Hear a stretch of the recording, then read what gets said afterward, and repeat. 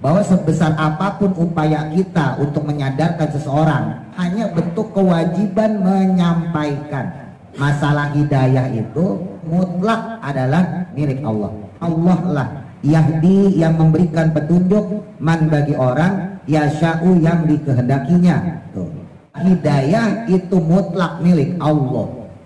Ya, ini perlu ditegesin nih, supaya jangan sampai kecewa. Jadi jangan sampai kekecewaan kepada orang lain menghentikan perjuangan kita untuk menyampaikan kebenaran kepada orang tersebut. Menghentikan kita dalam doa kepada Allah. Ya, kalau kita berhenti, berarti kita putus asa. Secara syariat, ya kita cuma sekedar putus asa. Percuma udah disuruh sholat, percuma disuruh pakai kerudung. Tapi secara hakikatnya, nauzubillah, berarti kita merasa hidayah itu milik kita. Seakan-akan kitalah yang mampu membantu dia.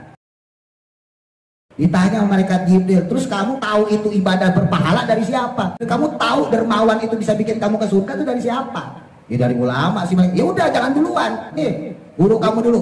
Dan udah orang alim, kamu masuk ke surga. Karena kamu yang ngajarkan mereka menjadi ahli ibadah, mereka menjadi dermawan, kamu silakan masuk surga. Tapi pintanya ulama, ya pekewo. Wahai malaikat, saya bisa berdakwah itu gara-gara sumbangan orang-orang yang dermawan. Saya bisa bikin pengajian gara-gara orang yang dermawan. Saya bisa aktif di musola, saya bangun masjid itu gara-gara orang yang dermawan. Rasanya nggak pantas kalau saya duluan. Biarkan orang yang dermawan masuk duluan tuh. Itu kelebihannya orang yang dermawan. Orang dermawan masuk surga duluan. Jadi tadi surga ibu bapak duluan, saya belakangan. Ya, tapi kalau nggak ada ya tak tinggal. Nggak ada kok, nggak ada, tinggalnya kesuwen. Ya, saya tinggalnya duluan. Ya. Ya.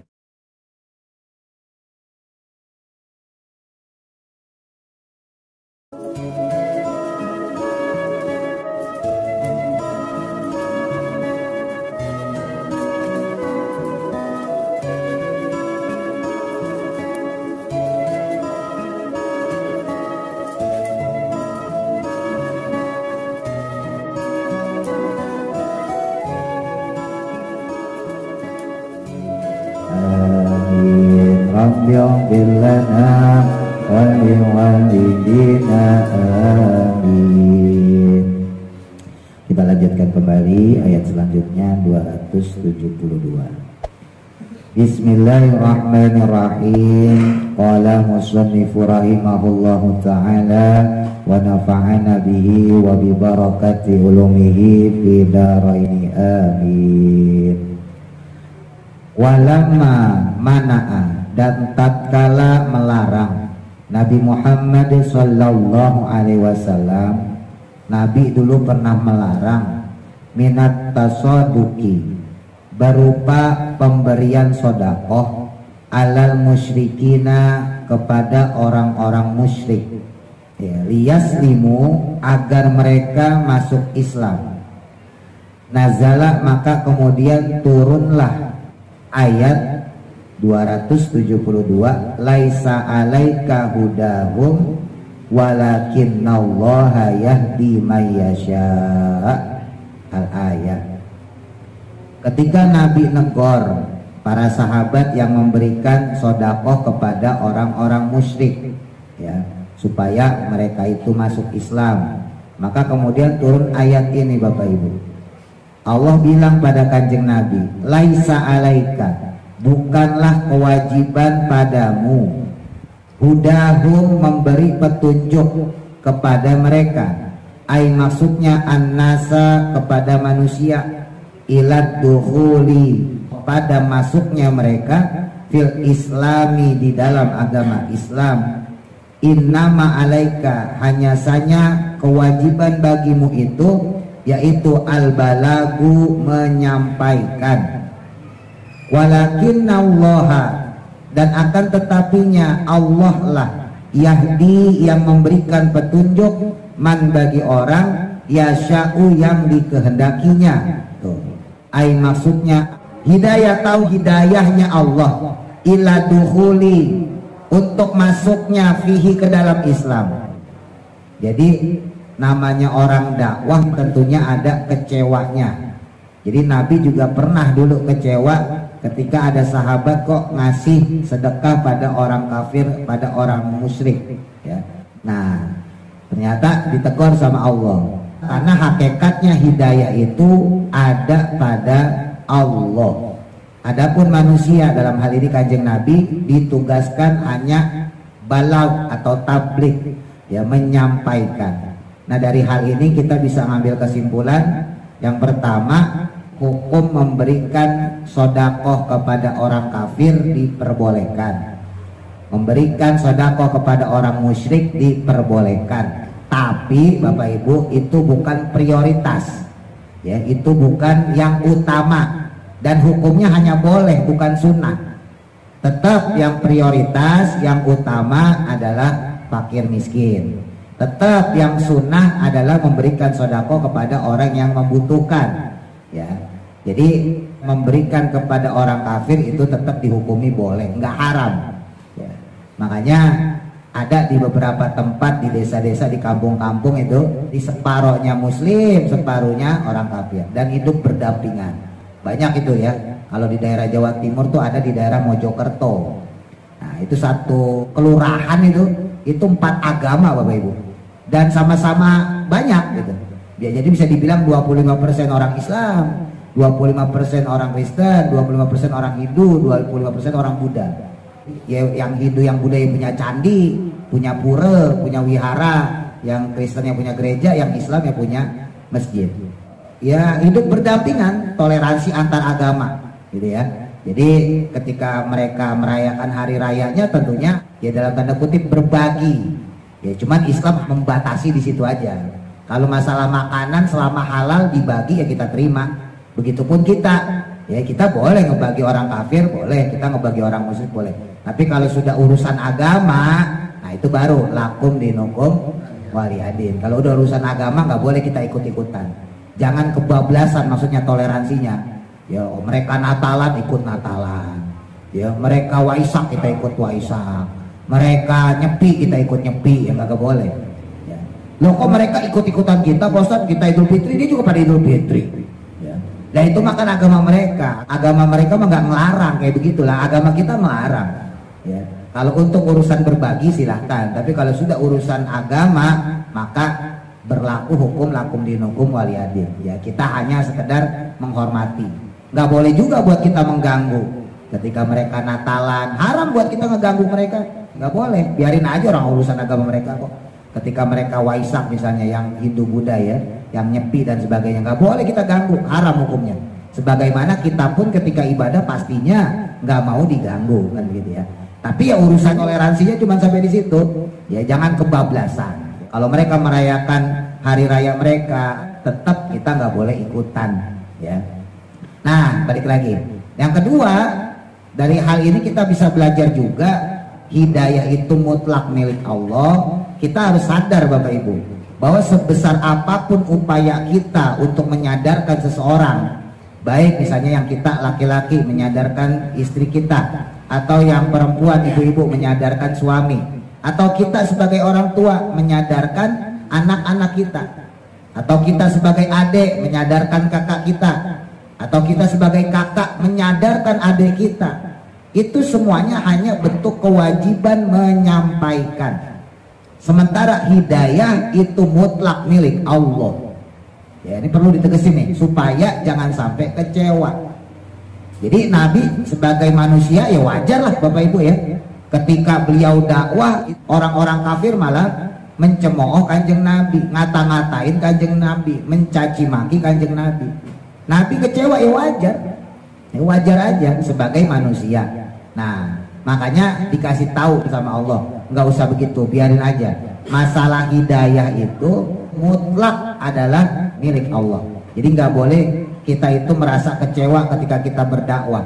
Kita ngajak anak kita, ya, kita ngajak orang lain, terus kok dia nggak nurutin, ya udah biarin. Dengan kita mengajak kita sudah dapat pahala. Nggak peduli dia ikut kita atau enggak. Ya, saya sering nyontohin kepada Bapak Ibu. Bapak Ibu kita punya anak nggak sholat, kewajiban kita nyuruh sholat. Perkara dia mau sholat atau enggak itu urusan dia sama Allah. Ya, diingat-ingat nih. Jadi supaya Bapak Ibu nggak kecewa, maksudnya gitu. Bapak ibu punya anak misalnya yang perempuan gak mau nutup aurat, kewajiban kita sebagai orang tua nyuruh dia nutup aurat, fasilitasin, beliin kerudung, beliin baju yang lengan panjang, ya jangan yang pendek-pendek, beliin celana juga yang panjang-panjang, rok-rok panjang, itu kewajiban kita. Adapun anak kita mau pakai apa enggak, itu udah urusan dia sama Allah. Sebab ketika dia sudah balik maka terkena hukum taklifi, terkena hukum beban pensyariatan. Kalau dia melakukan kebaikan dia dapat pahala, kalau dia melakukan keburukan maka dia mendapat dosa, gitu. Jadi kewajiban kita cuma nyampein, jangan sok jadi Tuhan. Udah dibilangin bapak bolak-balik sholat masih aja nggak mau sholat, ya gitu. Udah dibilangin ibu bolak-balik pakai kerudung masih aja nggak pakai kerudung, nggak boleh. Jangan jadi Tuhan, itu urusannya Allah, ya. Yang membuat dia sholat atau tidak adalah Allah. Yang bikin dia pakai kerudung atau enggak adalah Allah, bukan kita, ya. Ini supaya bapak ibu gak gampang kecewa misalnya gitu, ya. Ya Kanjeng Nabi juga begitu, makanya Nabi di Isra Mi'rajin, Nabi diajak jalan-jalan refreshing, ya.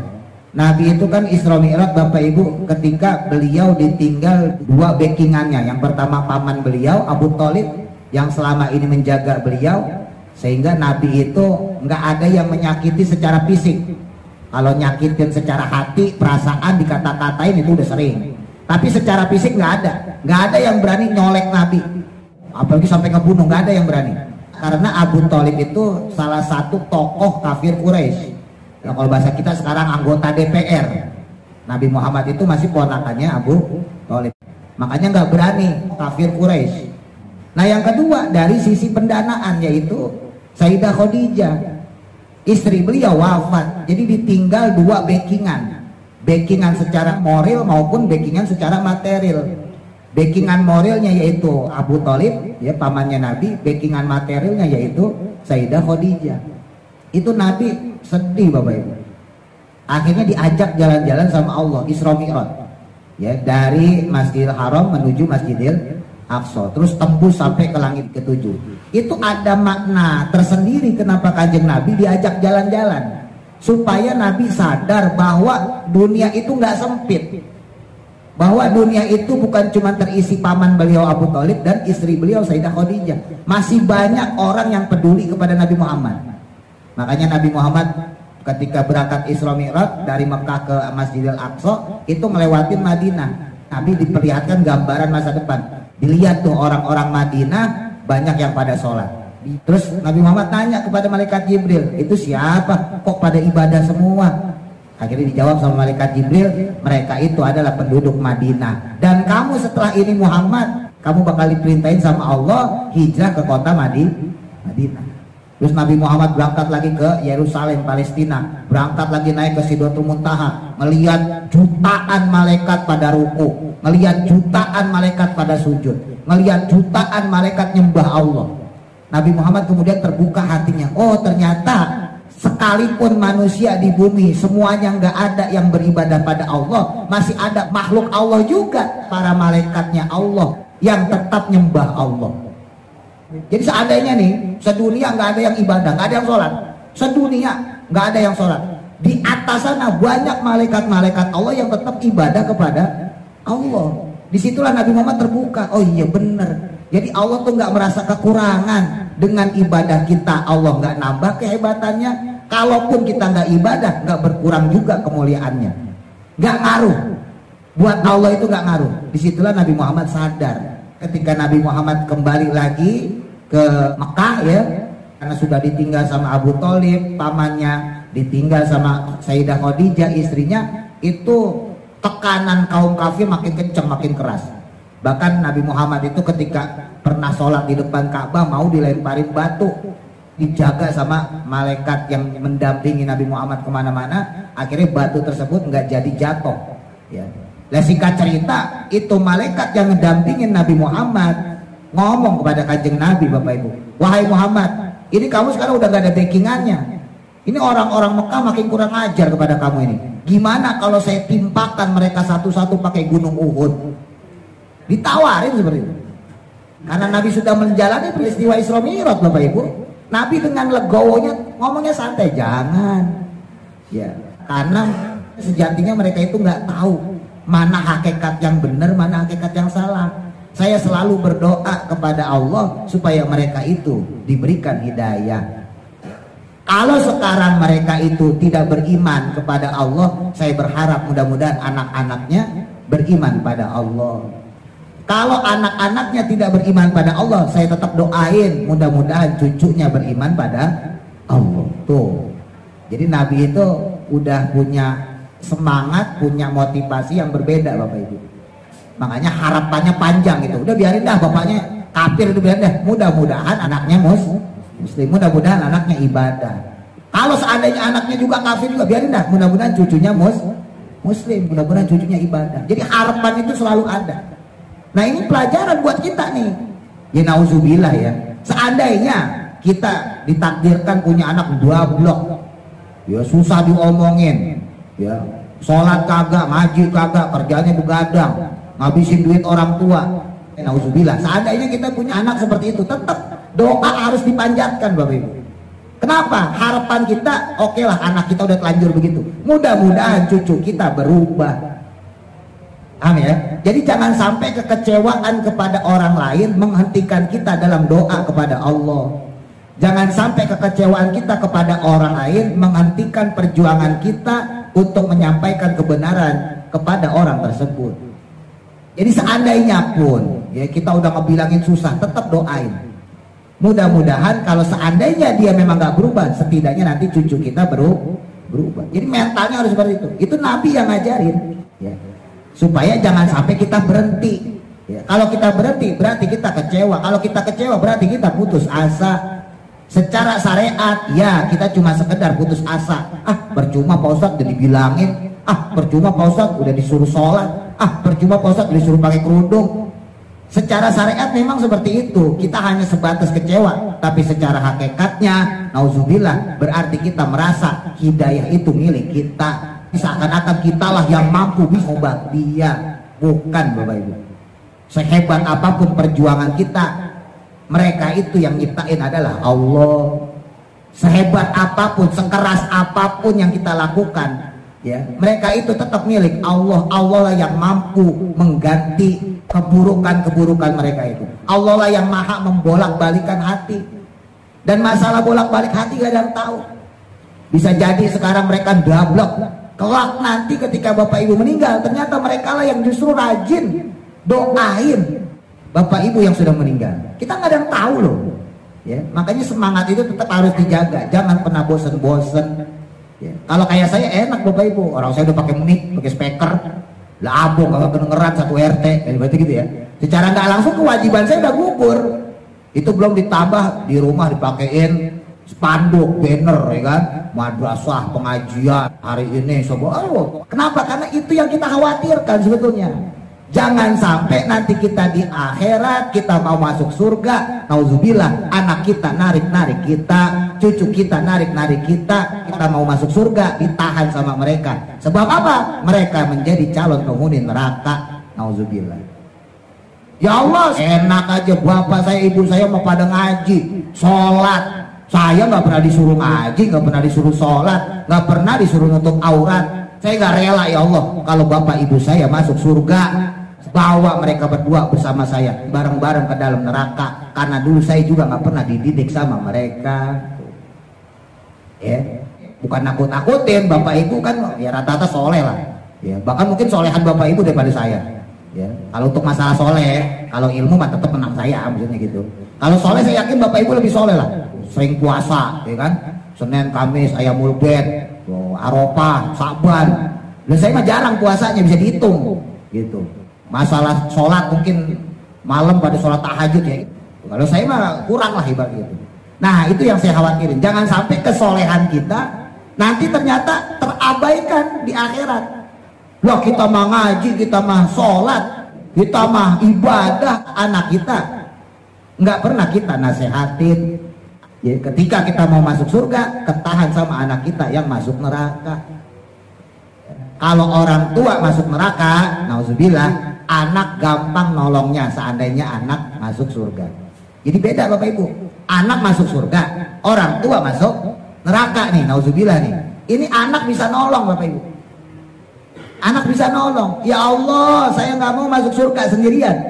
Saya bisa jadi ahli surga, saya engkau redoin, saya ibadah, saya sholat ya berkat bapak ibu saya ya Allah.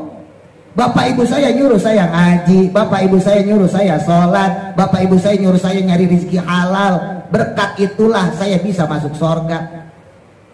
Maka saya nggak terima kalau bapak ibu saya dimasukkan ke dalam neraka ya Allah.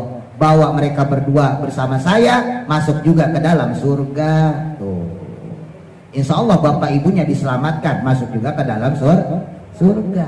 Tapi sebaliknya, kalau bapak ibunya masuk surga, anaknya masuk neraka. Sementara kita naudzubillah sebagai orang tua nggak nasihatin, nggak ngasih tahu, maka anak bakal nyeret kita. Jadi anak itu bisa menjadi penolong bagi orang tuanya masuk ke dalam surga, tapi anak juga bisa jadi pemberat orang tuanya masuk ke dalam neraka. Nah makanya minimal tadi saya bilang bapak ibu, udah sampein, nggak usah pakai kecewa, nggak usah pakai ngersulo, nggak usah pakai mutung. Masalah dia mau jalanin apa enggak itu udah urusan dia sama Allah. Ya itu kuncinya, ingat-ingat supaya nggak kecewa ya. Udah tetap suruh sholat, waktunya sholat suruh sholat, sholat do, sholat do. Setidaknya gugur udah kewajiban kita. Dia mau sholat apa enggak itu urusan dia. Kelak nanti di akhirat andai kata dia teriak-teriak, loh bapak ibu saya masuk surga enak banget, loh kok saya masuk neraka malaikat. Nanti videonya dibuka, seret. Lah gimana kamu nggak masuk neraka, bapak ibumu tuh lihat tuh nyuruh sholat, kamu masih diem aja. Tuh bapak ibumu nyuruh ngaji, kamu diem aja. Disuruh bapak ibumu melaksanakan sholat kok kamu tinggalin, disuruh bapak ibumu ngaji kok kamu tinggalin, maka sekarang inilah hasilnya. Maka nggak usah nuntut bapak ibu kamu, toh kamu sudah diperintahkan bapak ibu kamu untuk melaksanakan sholat, ngaji, ibadah dan sebagainya. Ya, jadi jangan sampai gara-gara anak kita nggak ngelakuin apa yang kita sampein, apa yang kita nasehatin, terus kita diem aja. Justru itu malah jadi beban buat kita di akhirat. Ya, jangan pernah ada kata putus asa lah. Jangan pernah ada kata kecewa kepada anak kita, ya saudara kita, keluarga kita dan sebagainya. Tetap harus disampaikan. Sekali lagi hidayah itu milik Allah. Jangankan kita manusia, nabi aja nggak bisa ngubah orang-orang kafir satu Mekah jadi orang Islam semua, nggak bisa. Bahkan ketika Nabi hijrah pun mereka masih tetap kafir. Ya. Jadi masalah hidayah itu, ya, masalah petunjuk itu mutlak milik Allah. Gitu ya. Wama dan apa saja tunfikuna yang kamu infakkan min khairin berupa kebaikan, malin maksudnya harta, fali anfusikum maka manfaatnya kepada diri kalian. Tuh. Jadi sekalipun kita ngasihnya kepada orang kafir, kepada orang musyrik, tetap dapat pahala.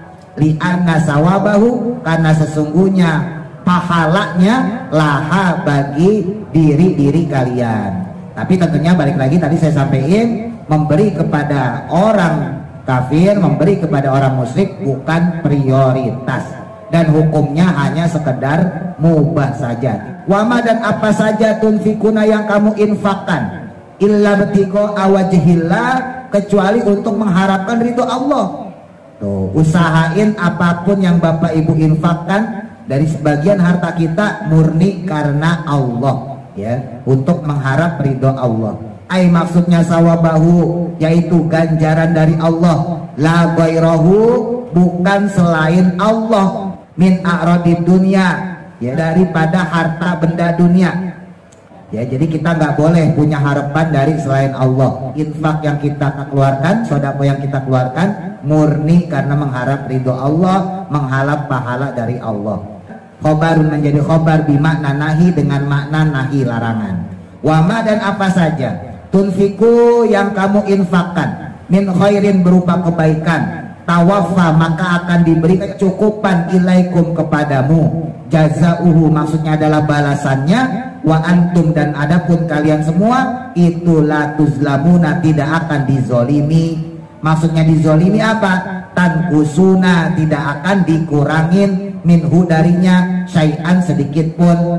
Jadi nggak bakal pahala kita dikurangin gara-gara kita ngasih orang kafir, maksudnya gitu ya, secara khusus ataupun secara umum dan sebagainya. Jadi ketika kita memberikan kepada siapapun itu bernilai pahala.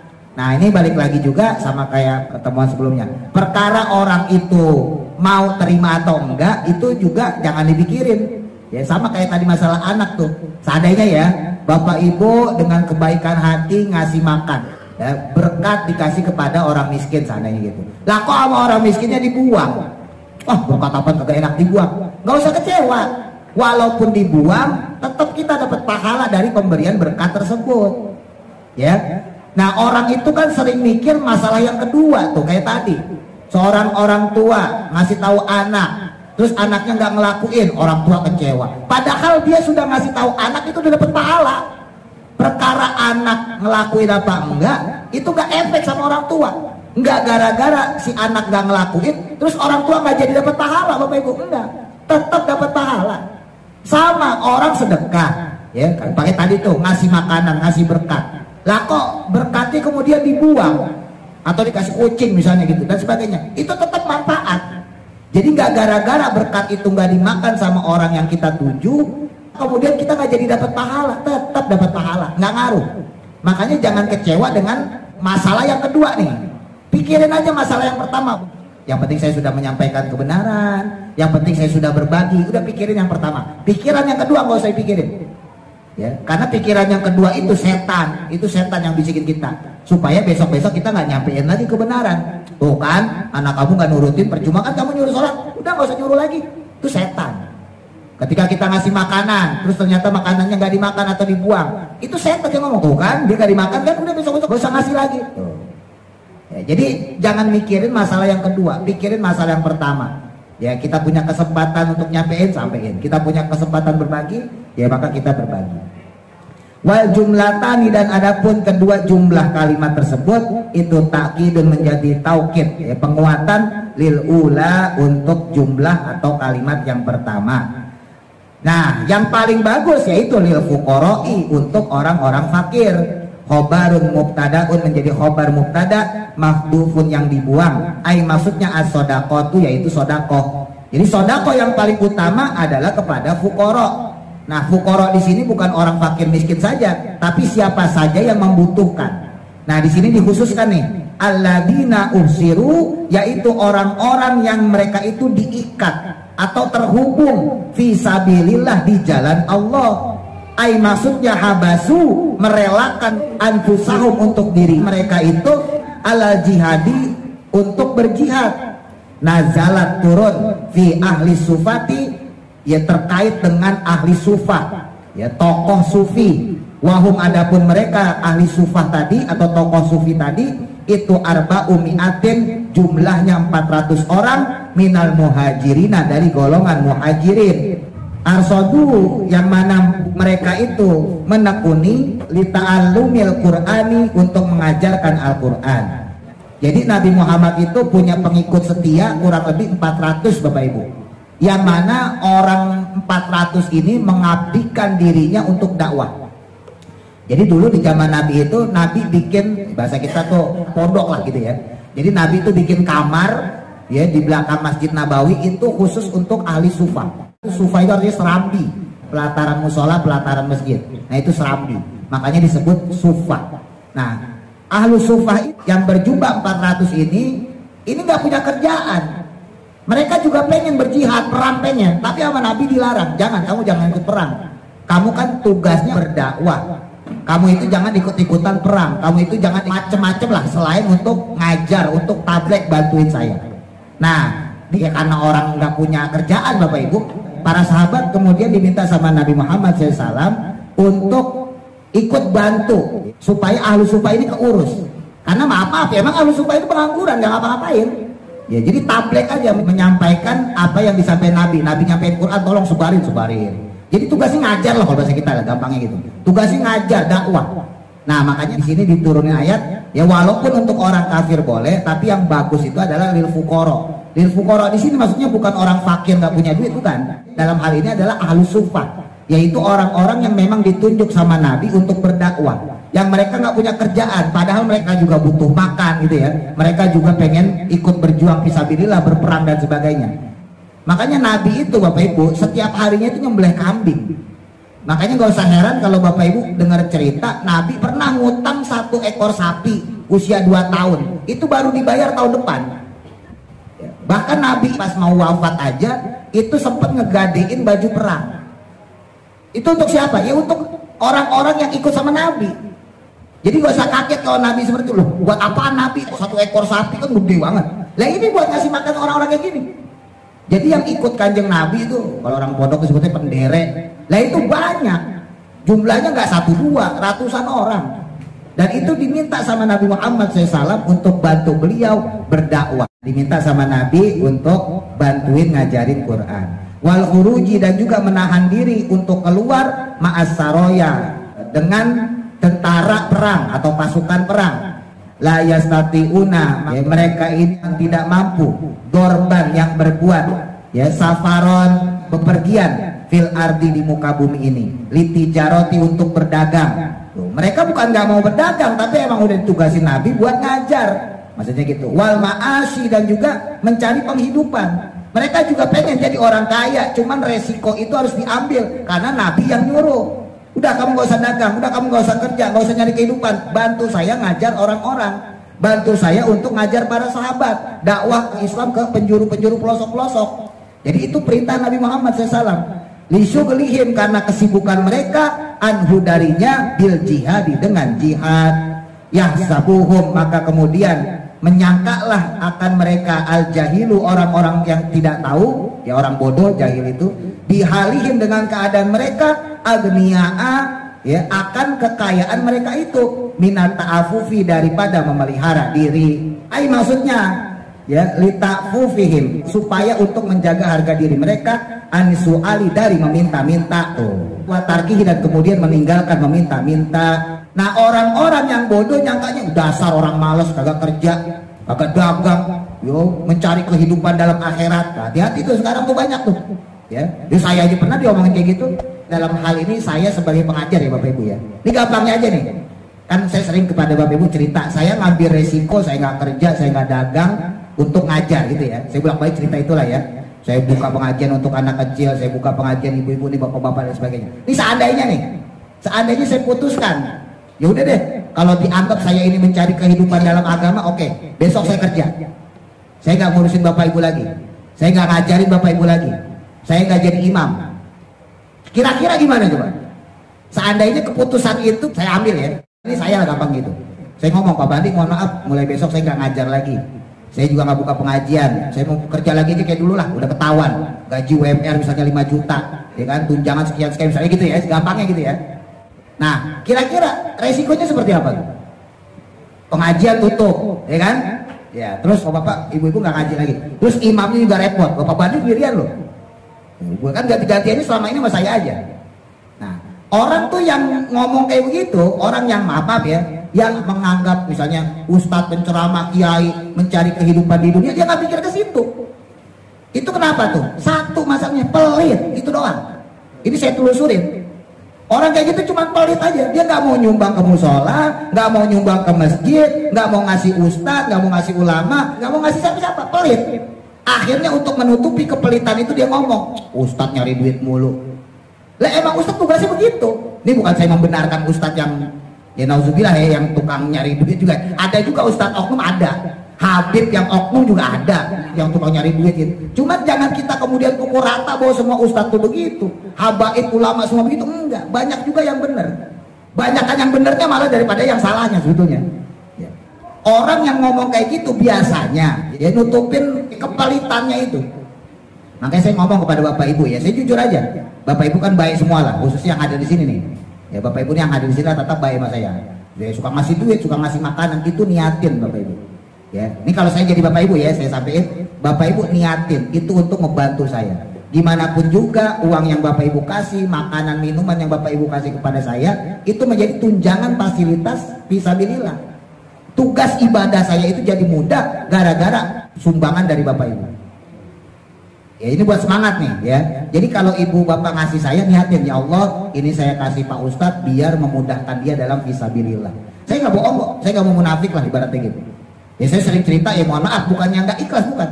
Yang ngaji di rumah emang semuanya bayaran? Enggak. Emang nggak bayar semua? Enggak. Ya ada yang bayar 50.000, ada 100, 200 ada malah. Tapi dibanding yang nggak bayaran, banyak yang kagak. Lah jujur aja. Lah kalau nggak dari bapak ibu yang ngasih, dari musola saya ngajar, nutupin itu susah bapak ibu.